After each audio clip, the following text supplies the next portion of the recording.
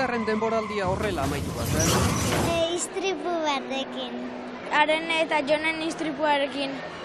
Izango ez dute hirugarrena hasteko gogoa. Apuntatu eguna.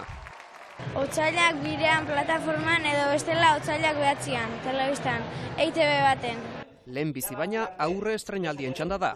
Gaur Donostian irabazi hartko protagonistak ezagutzeko aukera izan dute. Tartean aurpegi berriak, alaitz esaterako. Aldagela hankazgora jartzera, hori argi dago.